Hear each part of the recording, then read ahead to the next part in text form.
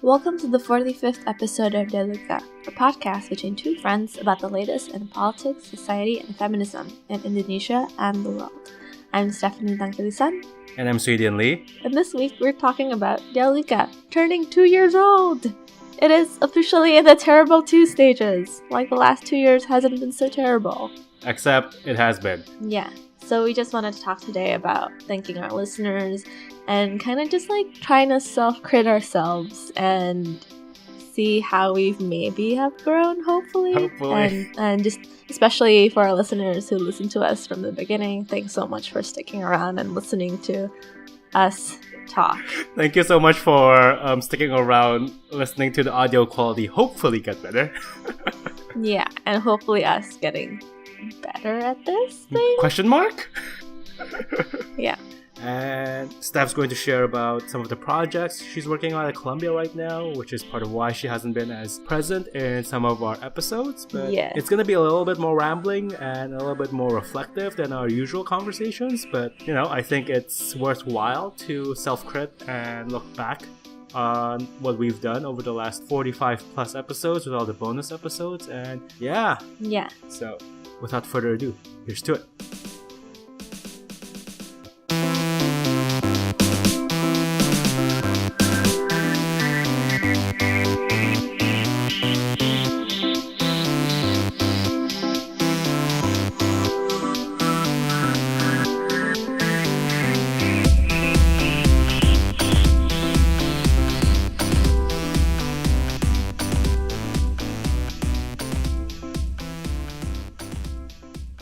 Somebody marathoned us, and I'm just like, really? Thank you so much. We don't even marathon us. Anyway. I can't imagine that. Like, after we finish post-production, we're just like, okay, we're done. Like, moving on. Moving on. So, I think for me, like, this past 2 years has been so different for me personally, starting, I think, out of desperation.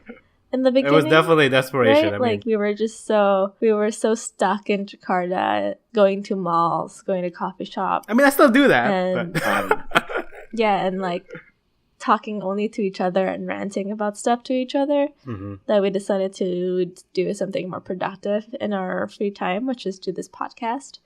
And we remember like starting off, it was so hard to record. Like we would procrastinate by playing with my dog Simone for so long. Shout out to Simone. I just caught up with her last week. It's amazing. And sprained your ankle running around with her. I was unhappy at my business job, making money and exploiting labor. And I mean, 2 years later, I'm at Columbia Journalism School, like carrying around a lot of video equipment. So I'm working on, if anyone's interested, covering the effects of the largest modern gang takedown in New York City history under the Racketeering Influence Corrupt Organization Act, which was originally designed to target mob bosses, but now have been used to target like low-level neighborhood gangs, and it's like a lot of people are just being caught up and been caught guilty by association. So if you think the Indonesian justice system is corrupt and messed up, so is America's. Mm-hmm. So yeah, I'm just really interested in exploring systemic inequality both in Indonesia and abroad. And that's what I've been working on and why I think I've been appearing a little bit less in the podcast lately. I'm literally like swamped in work.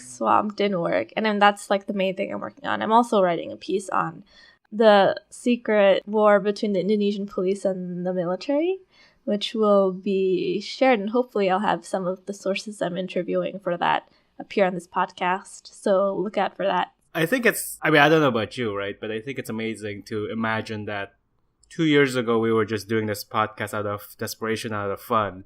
And now on top of like my safe and like a stack of books on your iPhone. And using pillows to create a sound screen around the microphone. Yeah, not that we still don't do that. Yeah, but we've only marginally got better. But I think it's kind of amazing to hear your story and see where you are from 2 years ago to now. And I'd like to think that, the podcast has grown as much as we have grown, hopefully.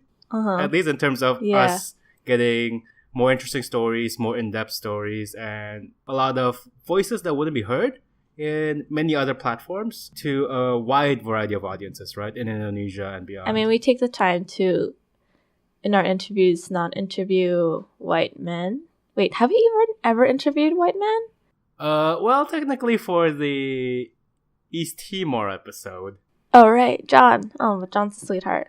He's a cool white man. He's a cool Shout white man. Shout out to John. Yeah, so we've been pretty good about that. I mean, obviously, if people are interested in listening to other kinds of people, please let us know. We always love hearing your messages. But I think I just also want to take this time to kind of look back and self-criticize ourselves and see how much we've grown as people. I personally like to think that I've become more intersectional over the last 2 years. I think one thing that I have some thoughts about is our first episode titled LGBT plus instant noodles equal instantly gay, which is a pretty funny title in some ways, and I don't think anyone from the community has criticized us for it. But I think especially in light of the last 2 years, I don't know if that kind of levity holds the test of time, and I'm sorry if it doesn't. Yeah, I don't think we would name that way today.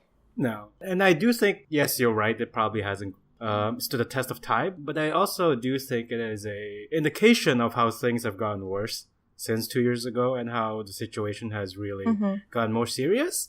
And I'm looking forward, hopefully, in the future that we'll revisit the issues of the LGBT community in Indonesia and really update our listeners from way back when or what's going on and the fight that's going on.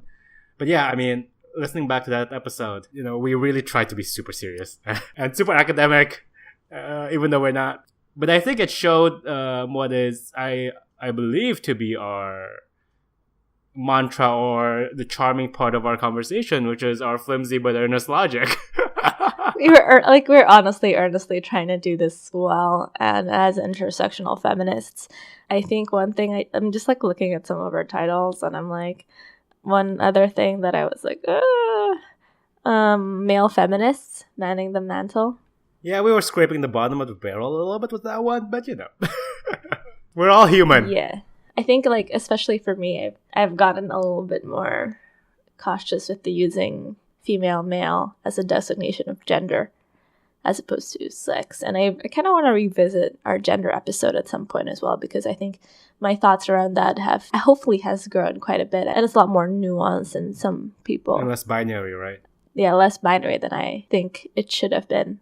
I don't think we should have had that discussion just by ourselves. Probably. Yeah, that's probably true.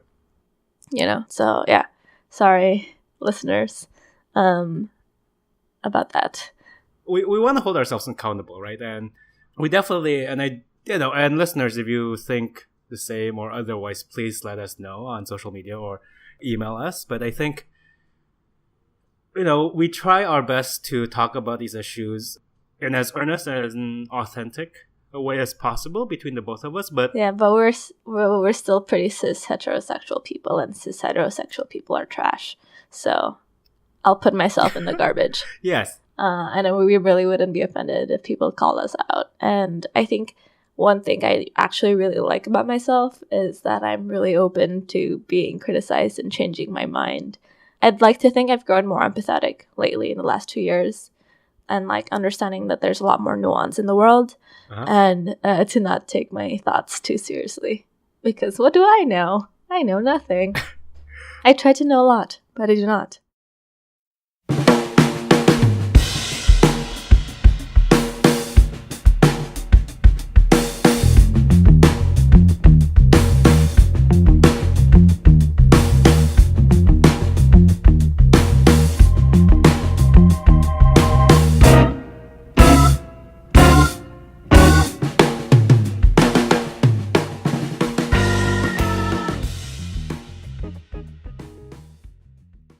One of the feedback I've gotten from various kinds of people is that a lot of different communities and individuals, whether marginalized or not, have responded to our episodes and our stories in a way where I think both Stefan and I have to have some kind of responsibility, right? That when we're reporting or telling these stories and talking to these people, we have to be very cognizant of the kind of situation we're in, the kind of privilege we bring to the situation, and being aware of some of the nuances of the topics we've talked about. And I've certainly felt, it's like 2 years ago, I wouldn't think that was in my priority list, or I just wasn't that aware about it, that's how I should conduct myself. Yeah. When doing these interviews and having these conversations. But certainly over the last 2 years, over the last 45 plus episodes with the bonus ones, I've gotten much more self-aware about how to talk to people and how to be careful about the assumptions I make and how to converse in an intersectional way about these topics. And the last 2 years has been different from me when compared to Steph's, because I just did my day job and I still continue doing what I'm doing. But I've certainly felt, sorry, gotta make the money. You're not exploiting labor. People are exploiting your labor. Sure, we'll put it that way. But certainly moving back to the States and living in the era of Trump and seeing all the things that have happened this year, both in America as well as hearing about the things that happened in Indonesia, it has certainly made me become more reflective about my position and my privilege, and really recognizing that having this podcast is not just about me and Steph talking about anything and everything under the sun, but really using it as a platform to tell important stories that many of the marginalized communities may not be able to tell on their own. And I really want to express, over the last 2 years, I think our podcast has become more than just conversations. At least that's my hope. It has become a source of stories and connections for people. And I certainly don't think we take that for granted. So I'm really grateful to our listeners and our supporters and our friends and family for keep on listening to our episodes, and cheering us on, because we've been on this for 2 years and I can't believe that we've been on this. We always feel like we're throwing things into the void, and occasionally the void responds, and every time the void responds, we're like, wow, wildly happy. Every time we get notifications. So do you want to go into the stats? Yeah. Because I'm a stats geek. I love the data. Compared to the person who dropped data concentration journalism. Yeah, how is that going? I drop data. I'm in doc. I'm a visual person. You're a stories and visual person.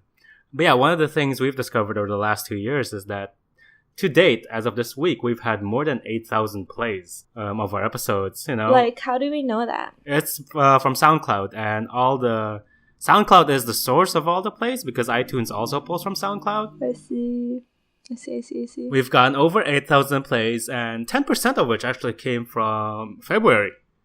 And that was the month where we had the RKUHP episode with Naila, and the Honest episode. Ooh, yeah. Which is kind of amazing that, those are two extremely topical episodes, extremely divisive episodes.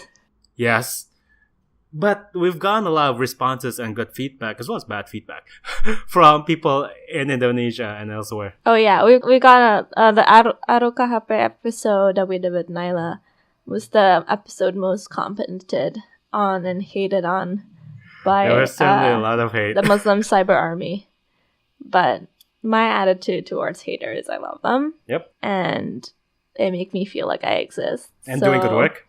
Thanks, haters, and doing good work. Because I think if I was criticized by people I care about and valued their opinions and said that I was ignorant and sensitive and unintersectional, I would be very upset and be very sad in a good way. But when it's people whose opinions I clearly disagree with and don't care about and are just bigots, I'm like, come at me, bro.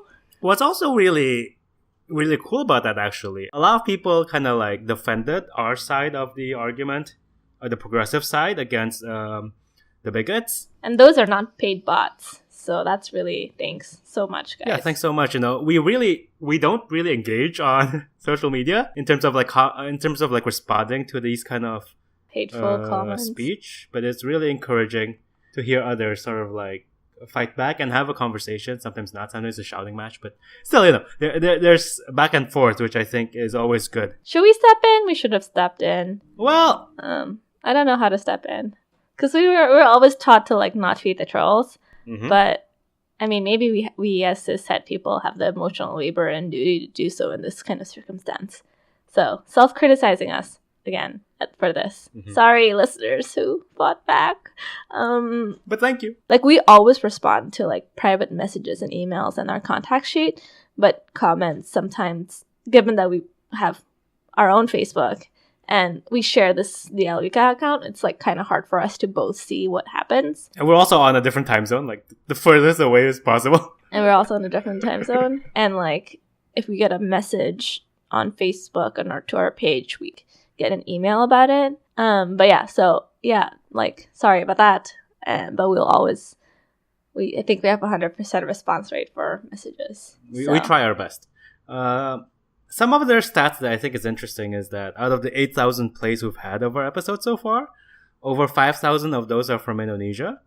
And of that 5,000, unsurprisingly, more than 50% is from Jakarta.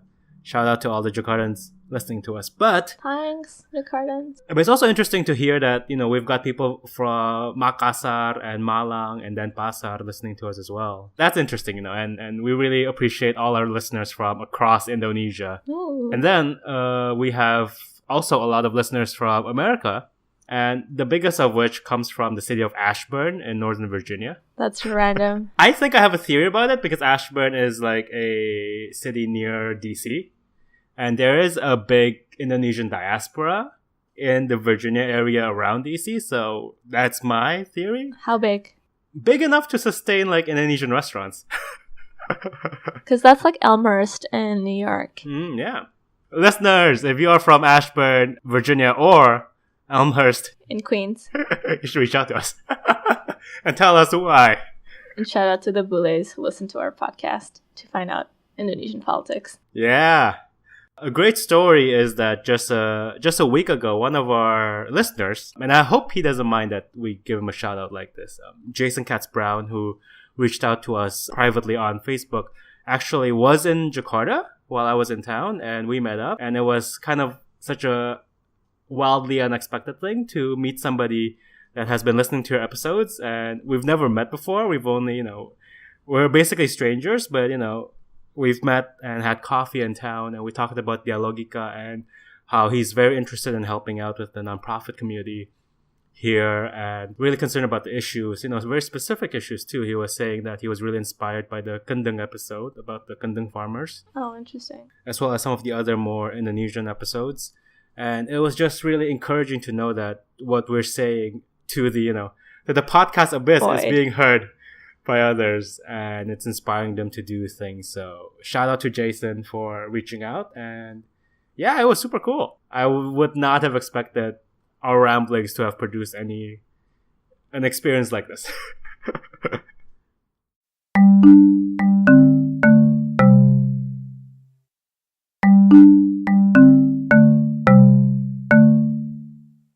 I want to ask you, how do you think you've grown as a journalist because of this podcast?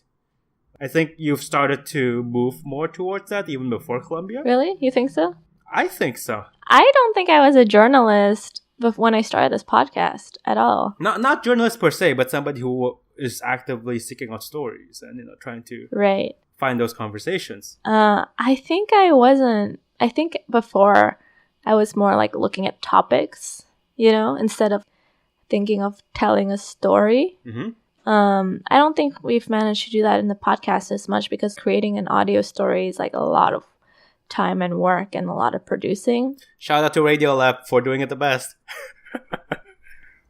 I think when I went to New York, I kind of made a conscious effort to not tell Indonesia stories because I wanted to like be outside of my comfort zone. But I think I'm like looking at what's happening in Indonesia, I'm like even more concerned and even more feeling that I think some of my duty lies there more.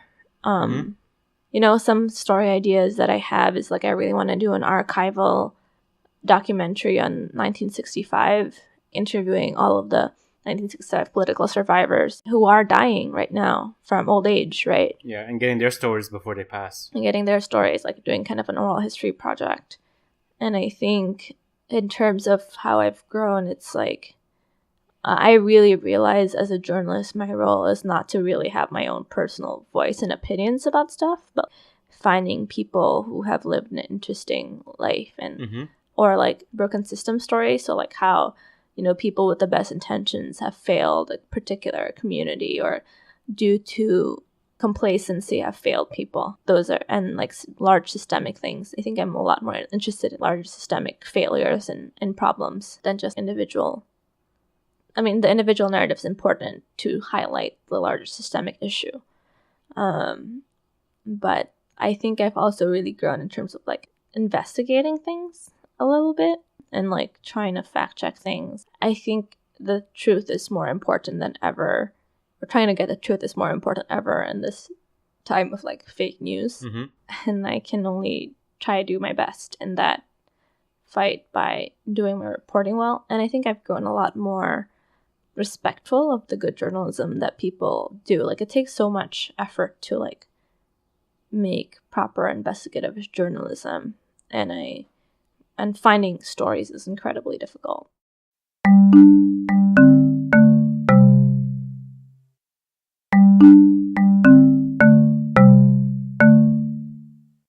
I'm more aware now, especially from the first 2 years that we started this podcast. I think we were already involved in activism in Indonesia, but I think in that I grew to realize just how privileged I am. Like, you know, being able to go to school in Colombia and being able to write and talk in English really well. And as a result of the privilege, I think I feel like I have a sense of responsibility to try and make things, I don't know. I don't think I've really succeeded in that, but at least know that I'm an ally for people if anyone needs me and wants to talk to me. Lately in Colombia, there's this lots of graffiti everywhere saying, "Are you helping or are you hurting?" And I think that's a really good way to think about your position in the world. And I would like to try being on the helping side. I hope that our podcast is on the helping side as well. Yeah, I think for us, especially covering more LGBTQ issues, is we don't have the lived experience of people in that community, but we hope that we can be considered people you can know, provide a safe listening space where people's concerns are valid and we are on your side and saying how messed up the situation is and how we wish everything was better for everybody. I think we want to try include even more diverse voices, especially from people who are Indonesian in the LGBTQ community. We haven't done as much of that as I hope, and that's something we're trying to do more in the future. So if you have anyone who you know can talk about that and wants to share that experience, please let us know. Or if you yourself wants to reach out and share your story, you know, we're more than happy to. Absolutely. Yeah. We're open to doing that in Indonesian, and I think we have to get over a little bit our Indonesian hang-ups and try to do more Indonesian episodes. And I hope we'll still be doing this 2 years from now. I think I'd like to apologize about the fact that like my life has been crazy busy, and it's really a lot harder to get Indonesian voices when we're both based in Washington, D.C. and New York. But we're trying.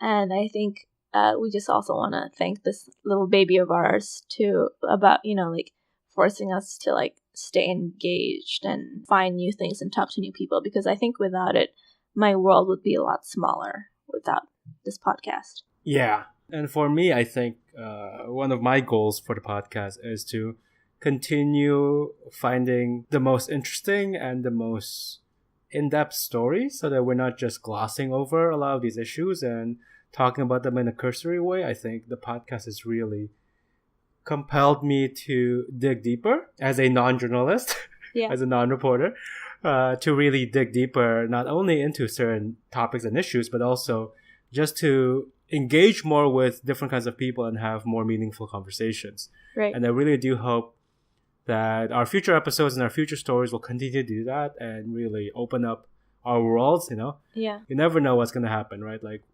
We come into this podcast without any expectations, and we've been constantly blown away over the last 2 years. And we hope that's going to continue to be the case for as long as we continue doing this.